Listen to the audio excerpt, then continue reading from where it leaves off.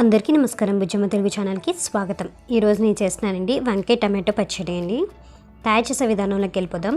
కడాయిలోకి 2 spoons oil add చేసుకుని oil వేడెక్కాక 1 tea spoon పచ్చెనపప్పు, 1 tea spoon మినపగుళ్ళు యాడ్ చేసుకుని లైట్గా ఫ్రై అయ్యాక దాంట్లోకి 1 టీ స్పూన్ ధనియాలు, 5 పచ్చిమిర్చి బాగా కారం కలిగింది యాడ్ చేసుకోండి.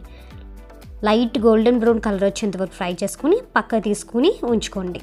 అదే కడాయిలోకి 1/2 కిలో వంకాయలు ముక్కల కింద కట్ చేసుకుని యాడ్ చేసుకున్నానండి. అలాగే 2 మీడియం సైజ్ టమాటోస్ కట్ చేసుకుని యాడ్ చేసుకున్నాను. కొంచెం కొత్తిమీర యాడ్ చేసుకున్నా. టమాటోస్ వంకాయ సాఫ్ట్గా అయ్యేంతవరకు మూత పెట్టుకుని కుక్ చేసుకోవాలండి. చూసారా, సాఫ్ట్ అయిపోయింది. ఇది చల్లార్చుకునే లోపలే మిక్సీ జార్లోకి ఇంత ఫ్రై చేసుకున్న పచ్చెనపప్పు, మినప్పప్పు, పచ్చిమిర్చి, ధనియాలు ఉన్నాయి కదండి, వాటితో పాటు 1 టీ స్పూన్ జీలకర్ర, 4 వెల్లుల్లిపాయ రెబ్బలు, చిన్న సైజు చింతపండు యాడ్ చేసుకుని కోస్గా బ్లెండ్ చేసుకోవాలి. ఇలాగ బ్లెండ్ చేసుకున్న తర్వాత దీంట్లోకి మనం ఇంతాక చల్లార్చుకున్న వంకాయ టమాటా ఉన్నాయి కదండి, అవి యాడ్ చేసుకుని తగినంత ఉప్పు యాడ్ చేసుకుని బ్లెండ్ చేసుకోవాలి. ఇలా బ్లెండ్ చేసుకున్నాక దీంట్లోకి పోపు వేసుకుందాం.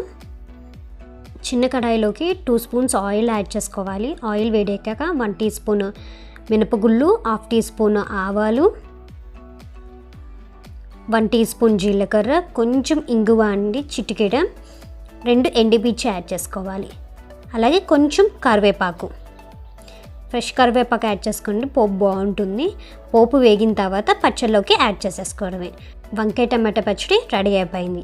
చాలా బాగుంటుందండి. అన్నంలోకి చాలా కమ్మగా ఉంటుంది. వంకాయ తినని వారు కూడా ఇష్టంగా తింటారండి ఈ పచ్చడి. తప్పకుండా ట్రై చేయండి. ఎలా వచ్చిందో కామెంట్ సెక్షన్లో చెప్పండి. Thanks for watching. బాయ్.